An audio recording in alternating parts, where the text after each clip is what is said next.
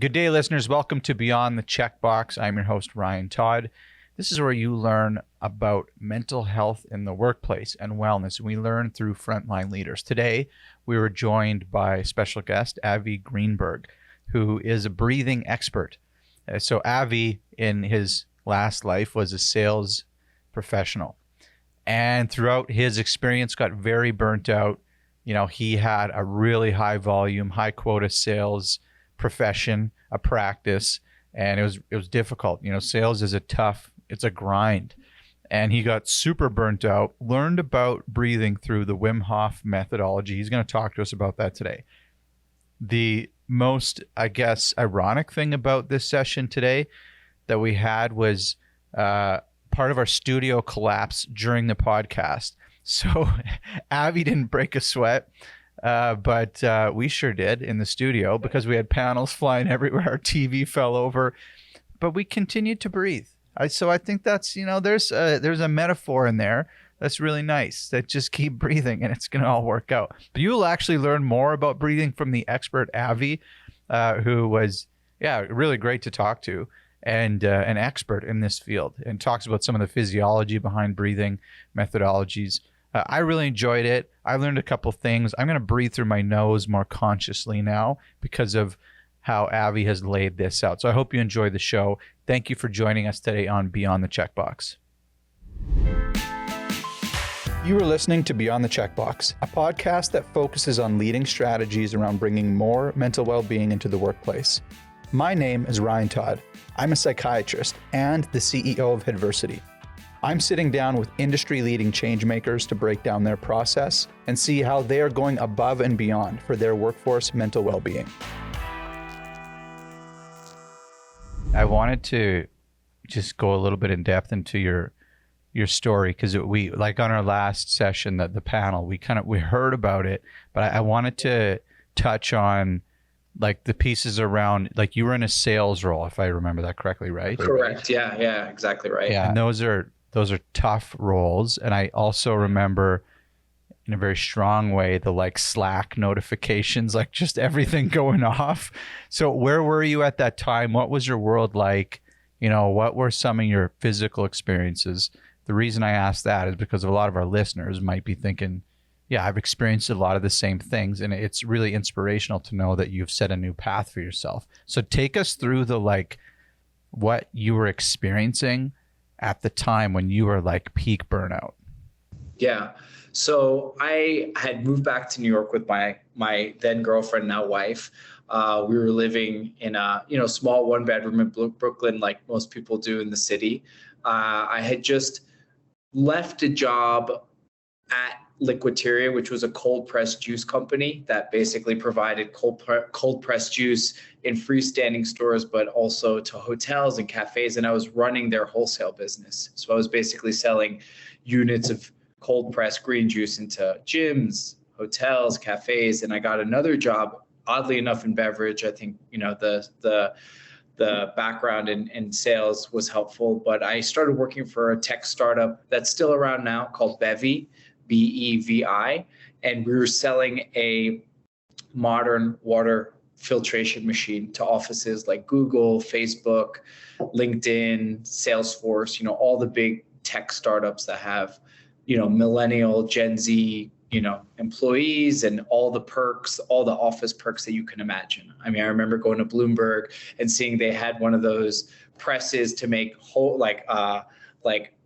immediate peanut butter, a bunch of peanuts in a machine, and you click a button and all of a sudden it squeezes out peanut butter or almond butter for you. That's the kind of, setups they had in these offices. So I was selling into these companies, and I was working primarily with people in HR. And I got the job, and I remember I negotiated for a comp package and basically started in the fall of 2018.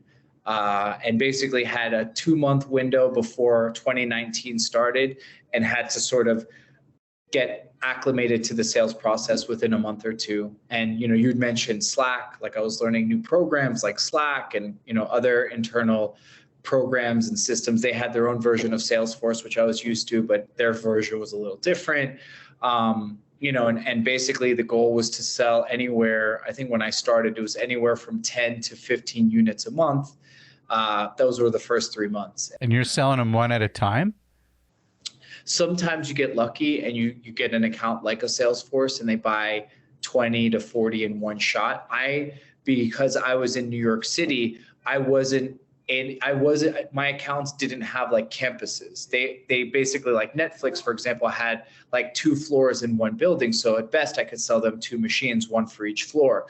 So I was literally selling 20 to 30 deals a month of one machine per deal. So I was never, the sales team in San Francisco and LA and Chicago, maybe, more so LA and San Francisco, they were selling into these companies that had huge offices. So their Netflix deal was for like 20 or 30 machines, whereas my Netflix deal was only 2 machines. So I was piecemealing my quota every month and selling 20 to 30 individual deals. So that meant 20 to 30 negotiations, 20 to 30 lead gen calls, 20 to 30, you name it, basically from start to finish, contract disputes, what have you. And I was working really closely with the sales director of the East Coast, who was based in my office. And, I actually enjoyed the start of the job. I was really excited about the technology. I thought we were really making an impact in the environment. And that was part of why I took the job, was because there was a sustainability piece to it. They were helping to eliminate plastic bottles and cans from the workspace. Mm-hmm. And to me, if I'm going to do a job like a 9-to-5, 40-hour-a-week type gig, I have to at least be emotionally connected on some level to the mission. And I learned that in my career, in the different fields I was in, from insurance to fashion to healthcare. And I found the more connected I was to the product, the service, the easier time I had selling it. And this was the case. And it was also helpful that it was one of the hottest amenities that an office could have. So what would happen was someone would go to the Netflix office, and see the machine, and then they would get back to their office and they'd send us a picture and say, hey, we saw this machine at Netflix. Can we get a quote? And that's kind of how my sales would go. So it was a matter of just constantly being on the phone, constantly running out to do tastings. Tasting would mean I would fill up 4 to 5 glass bottles of this sparkling flavored water, and I'd hop on the subway and I'd go to Midtown or downtown, and I'd basically go into an office and I'd have the 4 to 5 bottles for the whole staff to taste, or just the leadership team, or just the CFO and HR head. And basically I'd do like 2 to 3 tastings a day and about 6 to 10 calls per day. And wow. That's heavy. It was a grind. It was a monthly quota. So every month it was like 20 to 30 machines. And, as a New York salesperson, my quota was typically higher than like the Boston salesperson or the Austin salesperson.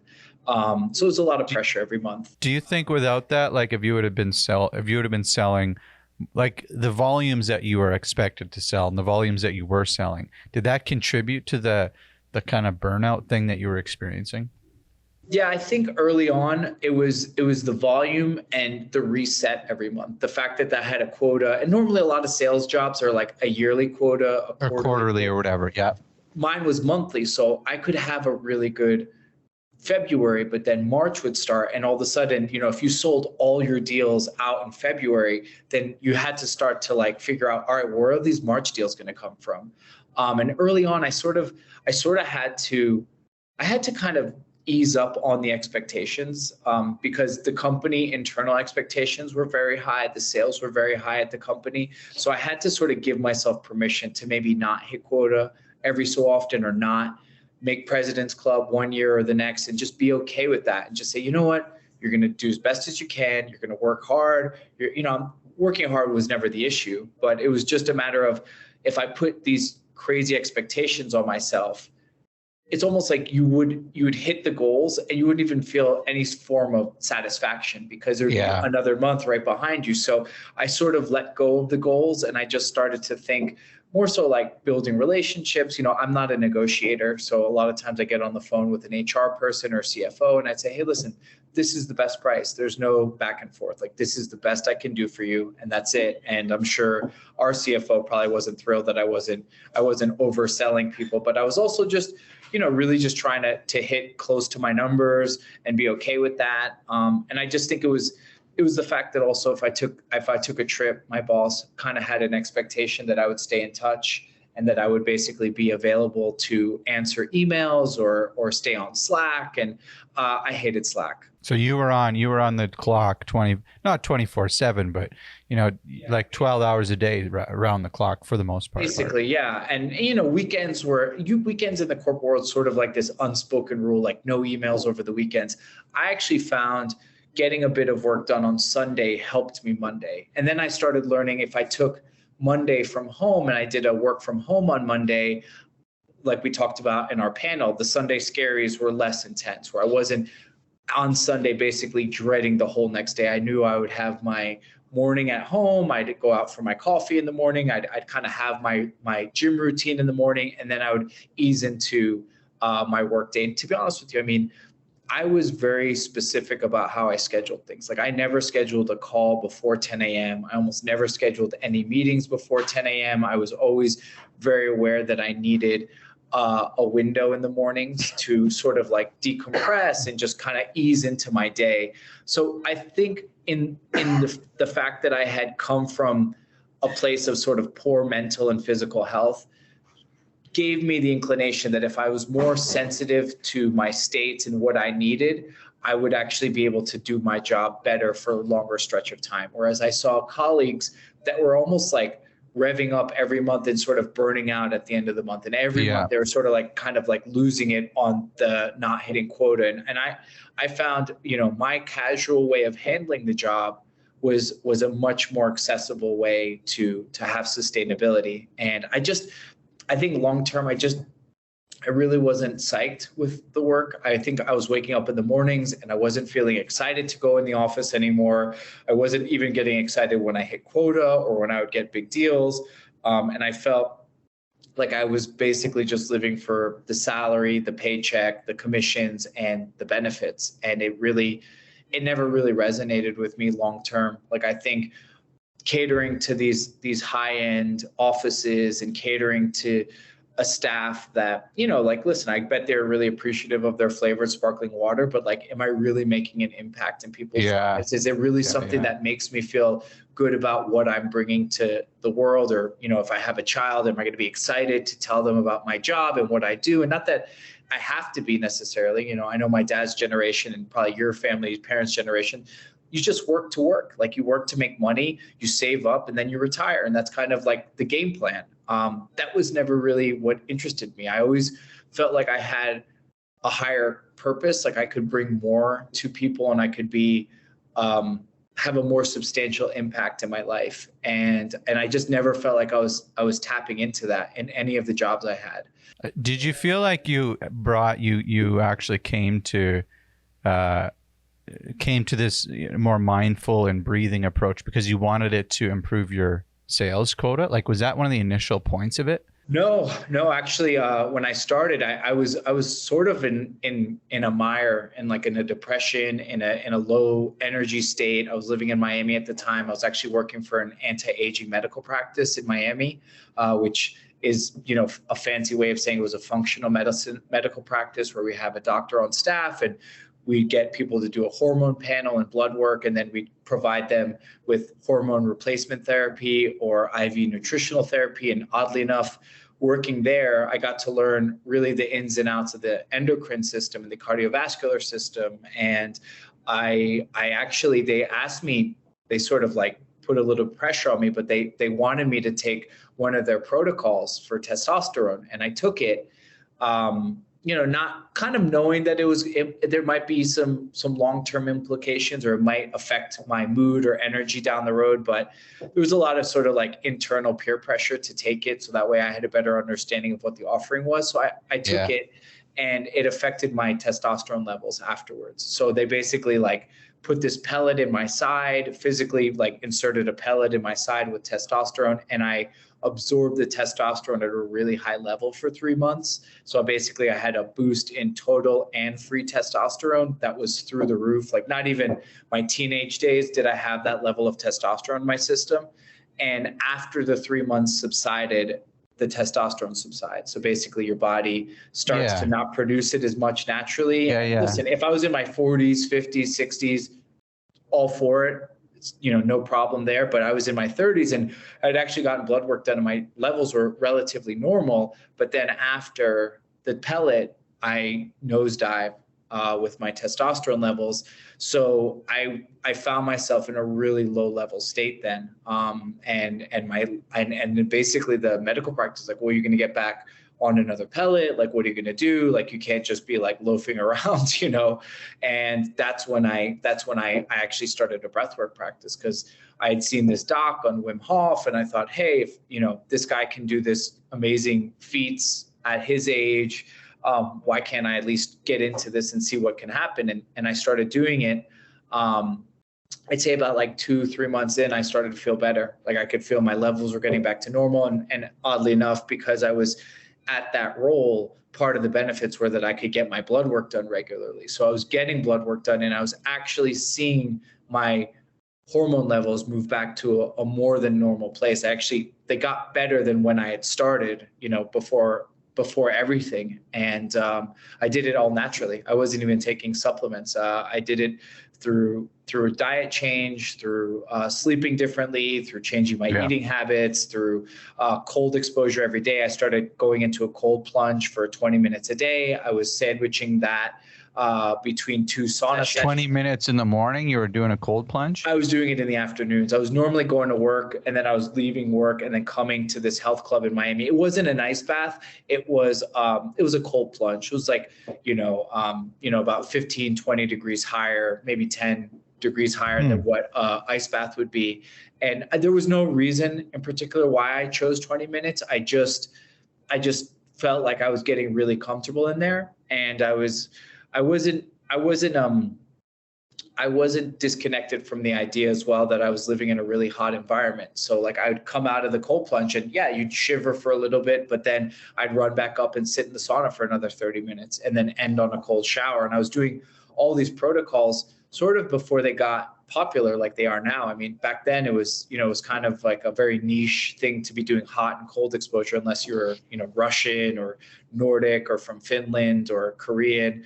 But at that time, I was doing it just because I thought this was a really good way to start to feel better. And I naturally always loved the heat, and then the cold I had to sort of train myself for.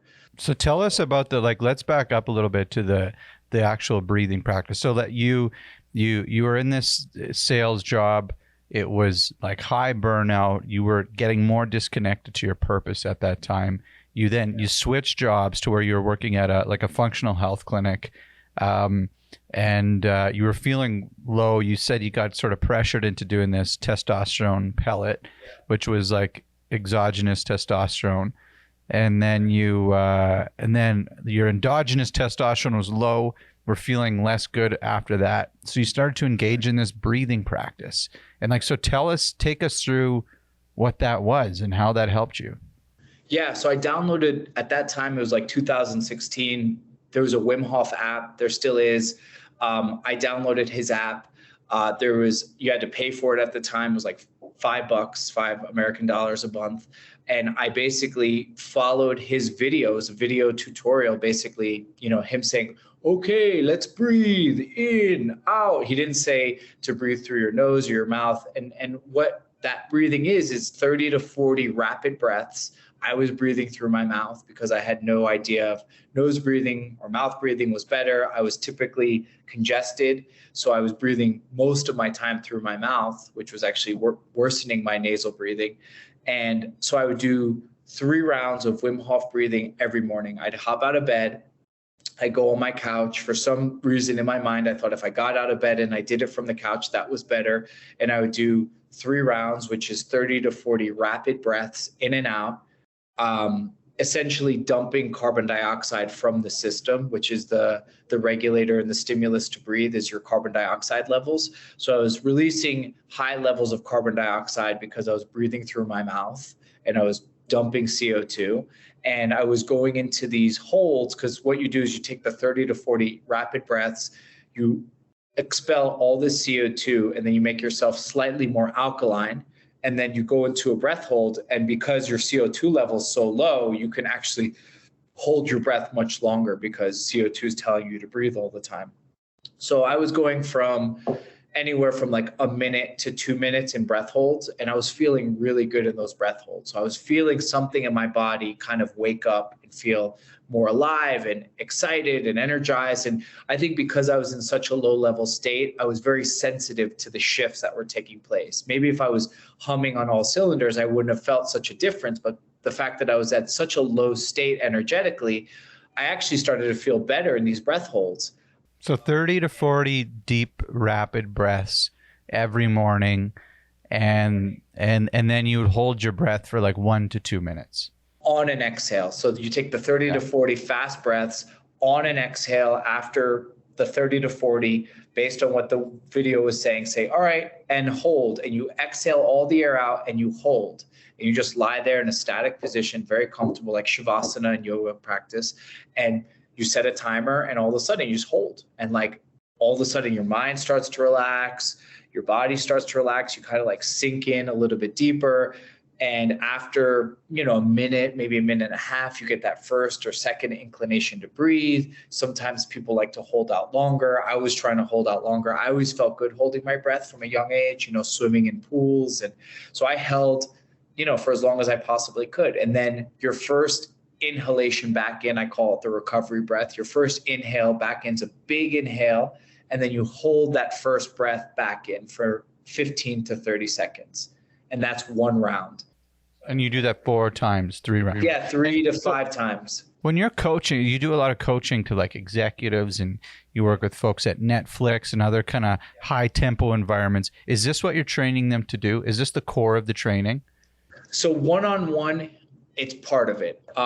Corporate, it's harder to do because corporate, this is a very kind of advanced breathing technique, I would think. This isn't like box breathing or very mild kind of breathing, like, low, slow, easy nasal breathing. This is sort of a more energizing style of breathing, though it's very popular. Most people I work with at a corporate level don't have experience doing this. So even when I'm working privately with people, my goal when I work with someone or a company or a group of people is to get them to breathe in the basic ways correctly. So breathe through your nose exclusively, have the ability to inhale for 5 seconds, have the ability to exhale for 5 seconds. Can you hold for a few seconds on the top of your inhale? Can you hold at the bottom of your exhale for a few seconds?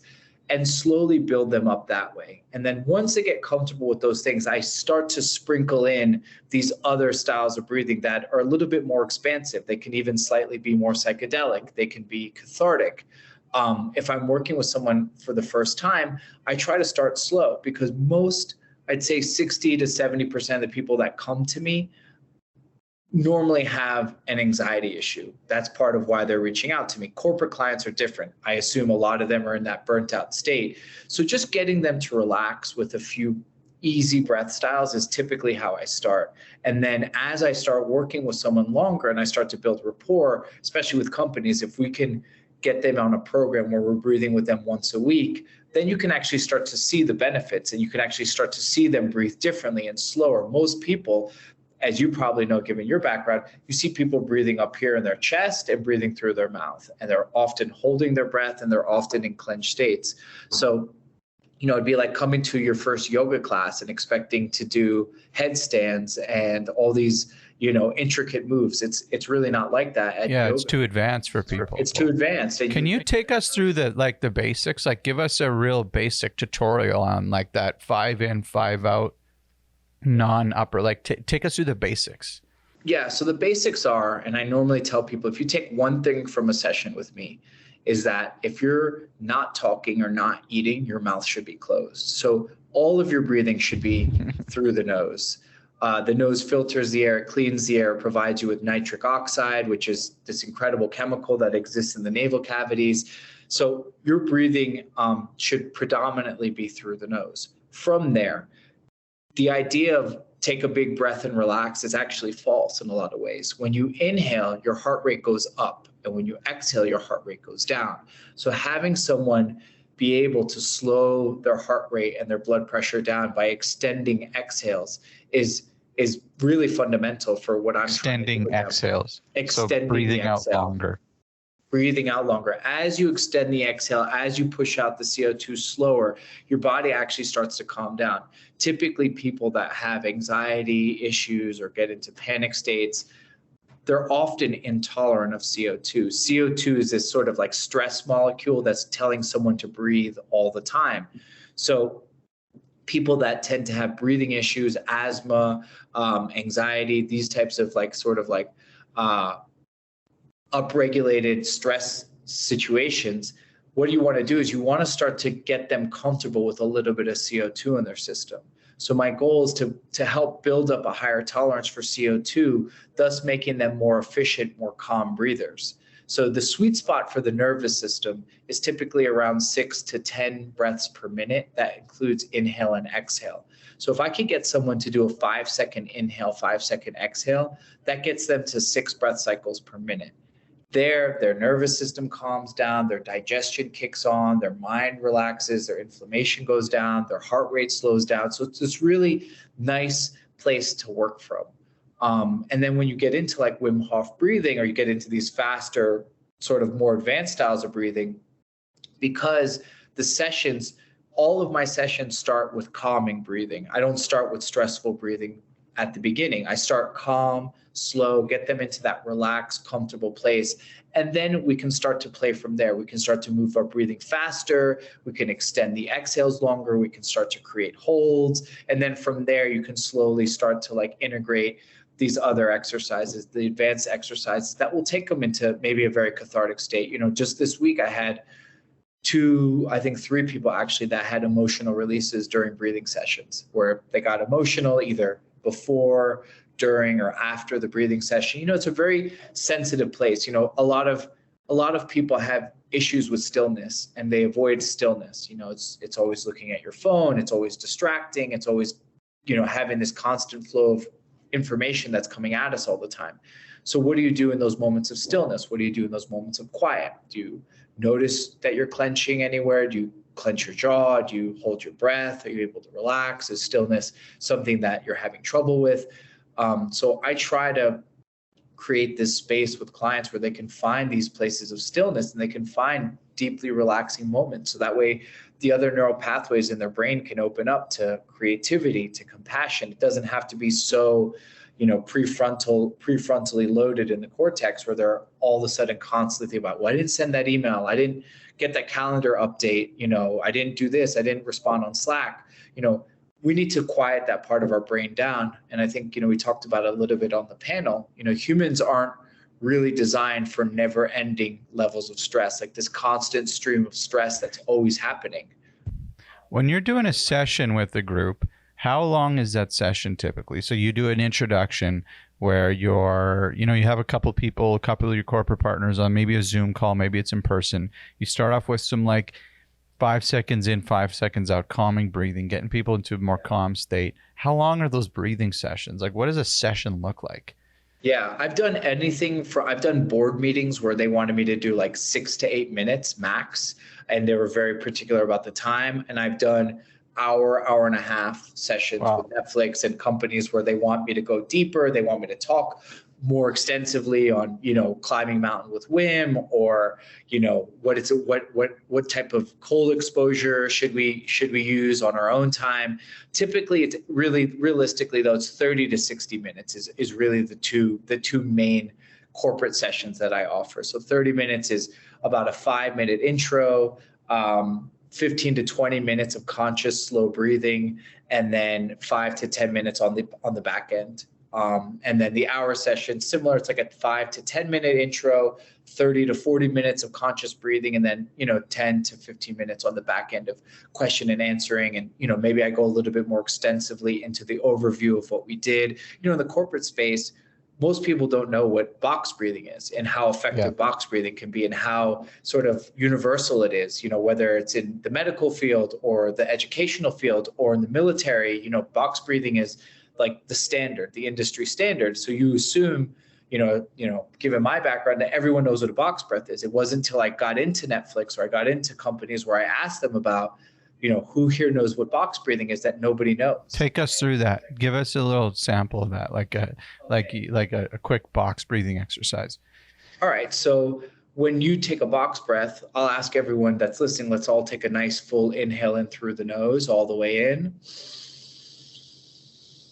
Empty it out, let it go. Empty your lungs, exhale through the nose. Good. And let's go nice and slow, nice and easy. Inhale for 3, 2, 1. Hold the inhale in. And in the hold, I want you to scan the body. I want you to relax your shoulders. And now I want you to exhale for 4, 3, 2, 1. Pause at the bottom for a brief moment at the bottom of your exhale.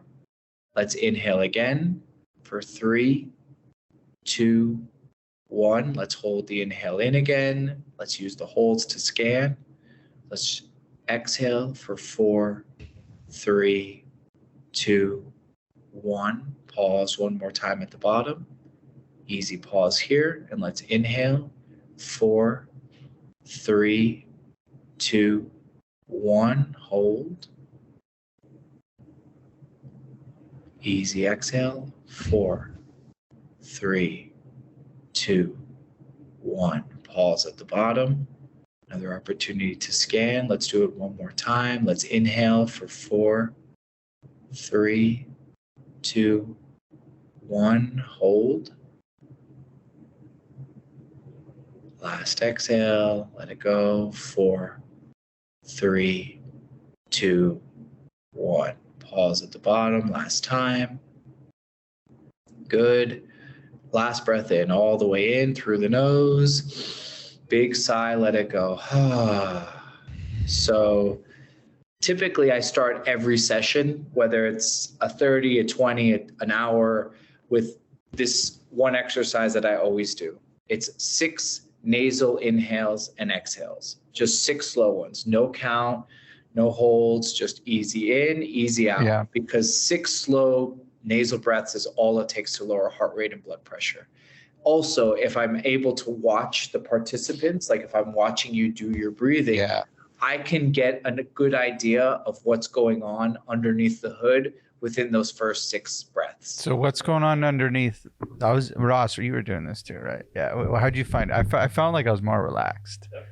Yeah, it for sure works. So, but I want to know from Avi, what's going on underneath my hood? It's what's going on beneath the hood. So some people, it's really uncomfortable because when I count 4, 3, they're already full. Like their inhale's done. Yeah, I noticed that on one. I was like trying to sip for air for the last, And so what that means is, one, they're probably not using their diaphragm very much. They're breathing from up here, the chest, the shoulders, like sort of like these break glass in case of emergency areas to breathe from.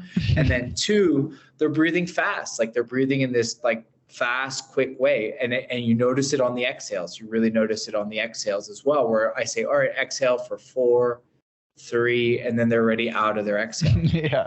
So then I start to like, that's why the first exercise, the 6 breaths, I'm not counting. I'm just watching. And I might ask them to pause in between an inhale and an exhale just to get them to slow down. Because in my mind, a lot of times what happens is I said, all right, let's take a slow inhale. And by the time I think they should be done with it, they're already on the exhale. They're moving really fast. So it's also too, you want them to create a little bit of an awareness, because, I always say this, and it's well written about. People take 23 to 25,000 breaths per day. That's a lot. That's a lot of anything in one day. How many of those breaths are we actually connected to? How many do we notice? How many do we say, oh, wow, that felt really full and satisfying? Or that felt really short, or that didn't feel like it helped me or that hindered me.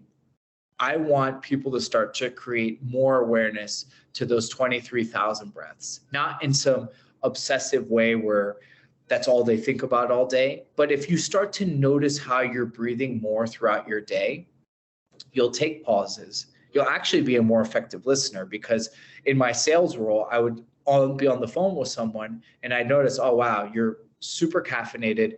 You haven't even given them one moment to talk. Take a breath here and let them talk. And actually, Yeah. that's how I sell. I let someone else tell me what their situation is, and I ask them questions. I just let them explain to me all the reasons why they need breath work, or they need this high-end water filtration system, or whatever Yeah. it is. And you just let them tell you. And in that time, you can be breathing. You can actually connect to your breath. You can slow your breath down. I remember it's actually a very distinct memory I have of being in a job interview when I was in my mid-20s. I just gotten out of college.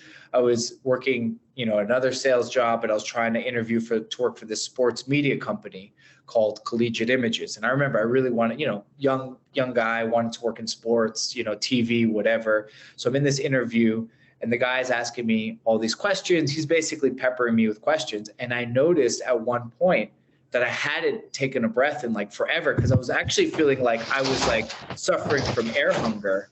And all of a sudden I took this like really big, like exasperated inhale in through my nose. And like, I remember like I like mildly snorted when I did it.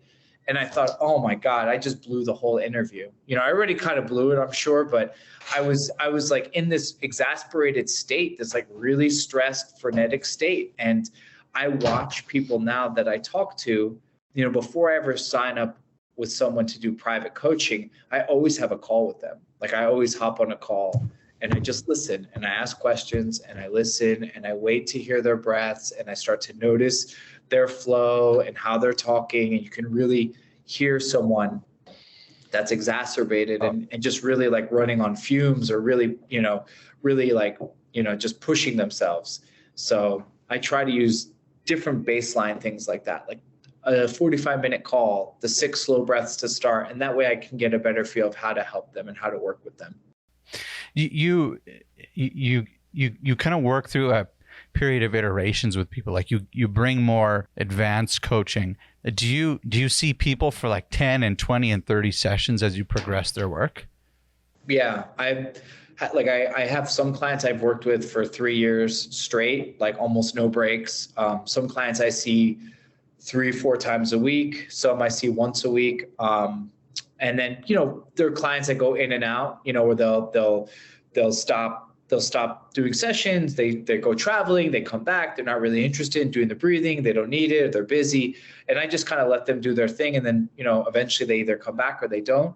But yeah, I have some, I normally will offer packages of like 5, 10, or 15 sessions, because like anything, it's a consistent practice. It's like getting a cohesive routine will actually be the thing that helps you see the benefits in the program.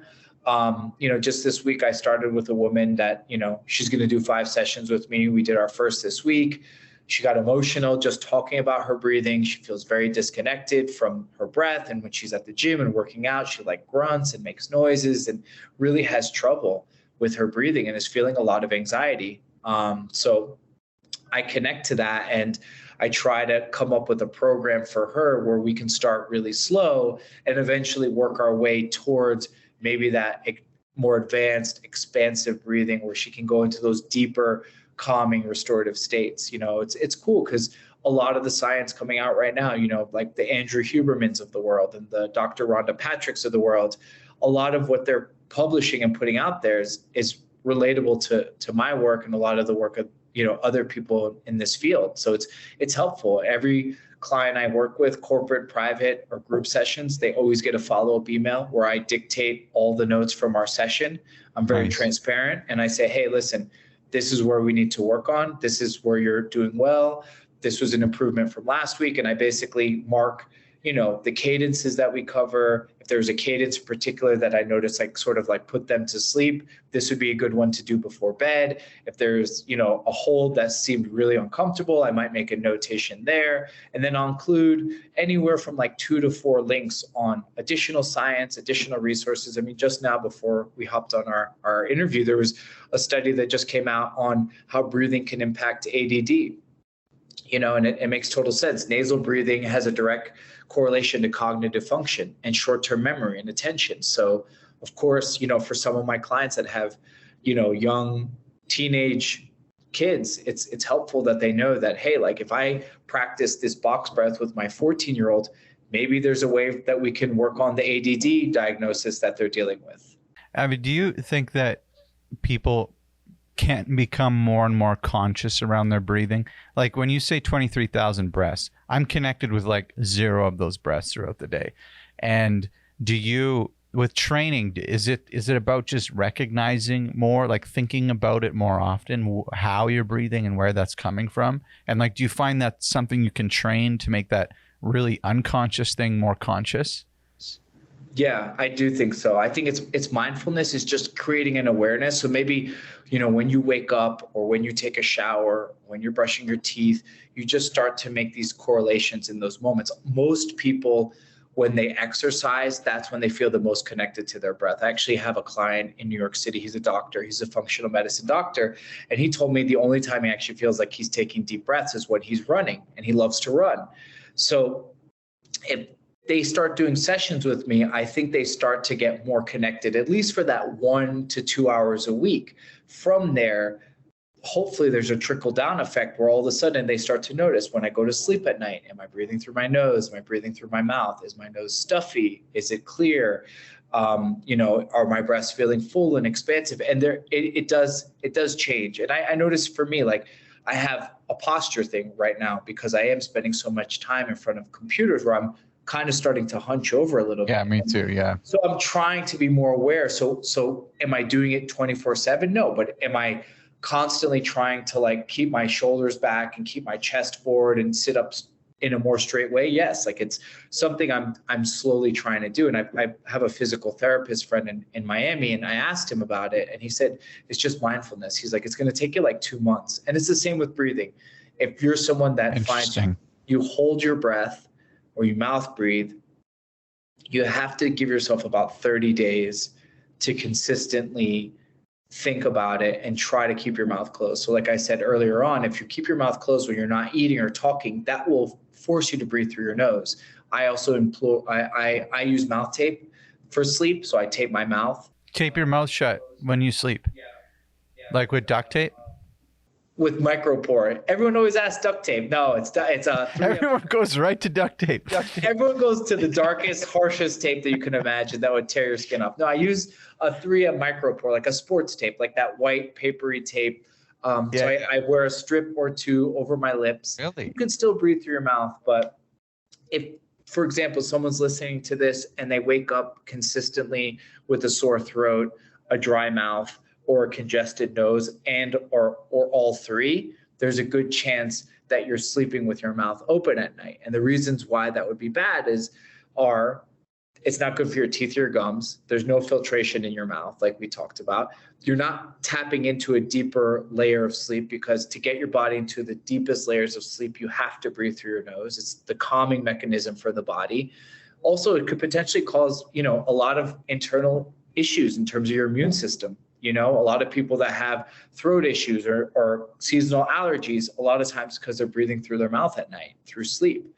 So there's a lot of science backing it up too. So it's not some, sort of out there thing, though it does seem that way. But I can tell you, of all the health practices that I've adopted over the years, which there's been quite a few, the mouth taping's like the one that I might, if you said, Avi, you gotta give them all up except for one, the mouth taping might be the one that I hold on to.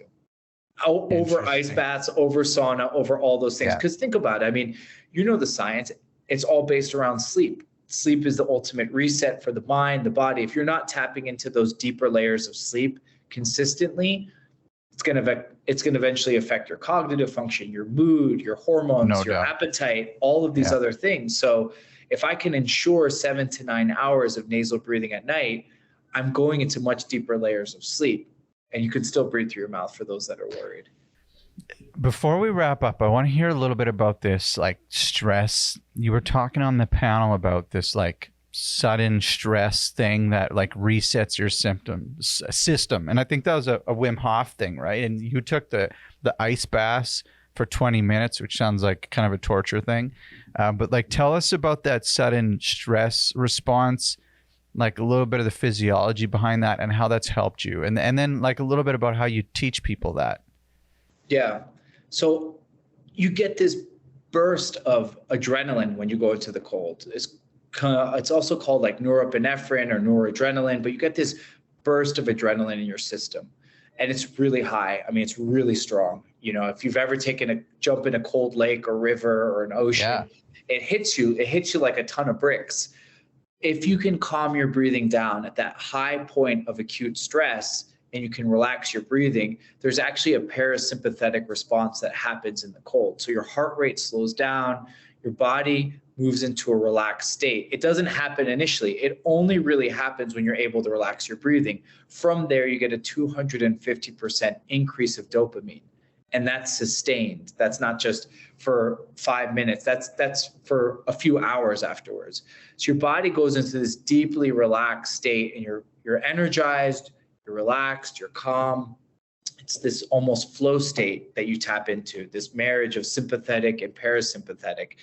And I found, especially working in corporate, that when I brought stress into my life, like an ice bath, like a cold plunge, like a sauna, like a hot yoga class, like a run in the cold, it made the day-to-day stress more manageable.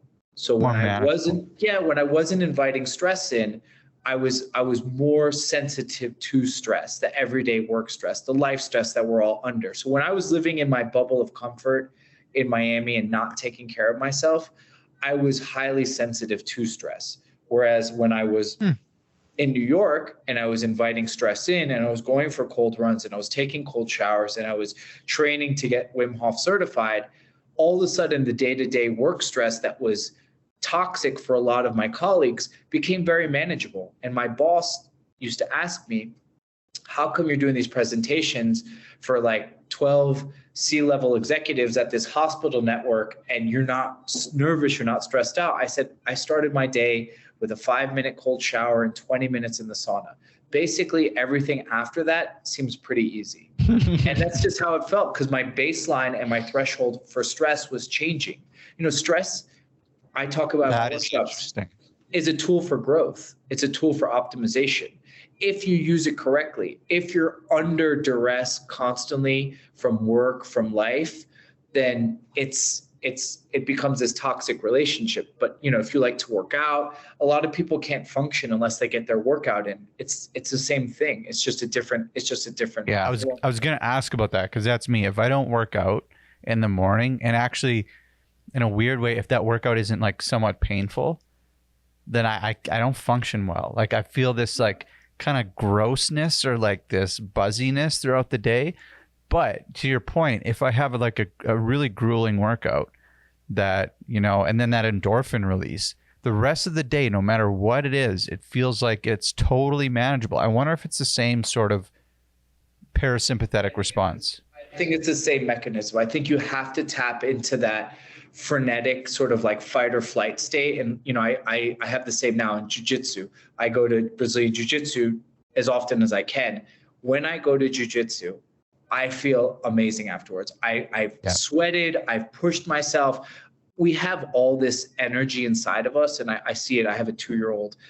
I see all this like energy that needs to come out. Like, we're not designed to be sitting in front of screens for 8 to 10 hours a day. We're not designed to be holding these little machines in our hand, looking down, like dealing with the stress of that. Like, we're designed for the workout stress that you put yourself under, the cold bath stress that I put myself into, the jiu-jitsu stress. That's our DNA is designed that way. It doesn't just change in the last 100, 200 years because we have climate controlled environments and we can wear really comfortable clothes all the time and we can order everything under the sun on Amazon.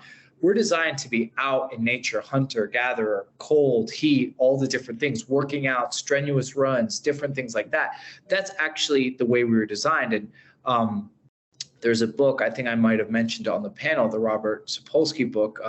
He's a Stanford professor as well, called Why Don't Zebras Get Ulcers? And it's all about, how us humans have all these like chronic autoimmune disease issues, these ailments. It's a lot of it in, a lot of this modern science is talking about this life of convenience where everything's really easy for us. We should have to struggle in a lot of ways. And that struggle actually makes us stronger. So if you come to one of my workshops or we do a session, and even with the breathing, I invite stress into my breathing sessions because the goal is to not put my clients or my corporate clients to sleep. The goal is to get them to be more aware when stress enters their system and to be more aware on how to disperse that stress through breathing and how to relax their body and relax their nervous system through breathing. And the more in touch they are with those particular skills, the better they are adaptable to day-to-day environmental toxic stress. So that's the goal. The goal is not that they call me every time, something hits the fan and they're having a really tough time. I'm there for them if that's the case. The goal is that they'll be able to navigate their own stressful lives in a really aware way. And that way they're not moving into panic attacks. They're not moving into these really high level stress states. They can actually navigate through them and talk about them in our sessions. And then we can slowly start to figure out how do we avoid maybe the day-to-day toxic stress and how do we bring out these acute high layers of high level stress, because that workout that you crave every day and that your body probably hates and loves at the same time. That's the same thing with the ice bath. The ice bath, I don't ever get into the ice bath and think, oh, this was really easy. It's always hard. Like your workouts are always hard, but that's why you like them. If they became really easy, then they wouldn't necessarily be doing the same thing that they're supposed to be doing for you. So bringing these layers of acute stress into your life are actually really beneficial, and they actually build your resilience. There's a great article in the New York Times about how people that had trauma and had to deal with real life threatening issues handled the pandemic a lot better than the people that were really comfortable throughout their whole life, that didn't have any issues, anything they had to navigate. And it makes sense in a lot of ways. If you had a very cushiony experience and you had your happy hour and your gym and your this and your that, you never really dealt with any sort of turbulence. When your happy hour goes away and your workouts, you can't go to the gym anymore, and all the things that were kind of keeping you whole, it's tough, So yeah. It's interesting. There's actually a recent article too called "Can We Prescribe Resilience?" And I think it's a really interesting question. I think especially with kids, having little ones, like, do you make everything really, really easy for your kid, or you let them sort of figure things out and trial and error and fall down a couple times? It's a really unique thing to think about, especially now as a young parent for me. It's like, how much do I baby her and how much do I let her sort of figure it out? Yeah, it's an awesome topic, Avi, and I really appreciate a couple things, just an exploration of the topic, but also imparting some of your expertise with us and like literally taking us through a breathing session, talking about how you'd work with a client. We'll promote this far and wide because I think the work that you're doing is top notch and helping a lot of people. So. Anytime you guys want to do something, I'm always happy to do it. If you ever want to do like a breathing session virtually or something, I'm happy to facilitate it. I love it. Really appreciate it. Okay. Thank you for joining us today. Good luck with your continued parenting journey. And I hope you can continue to breathe calmly. Listen, that's the time I need it the most, is when I'm holding that little one. She's crying. That's when it really taps into effect. Awesome. Okay, man. Thanks for joining us today. Yeah, thanks.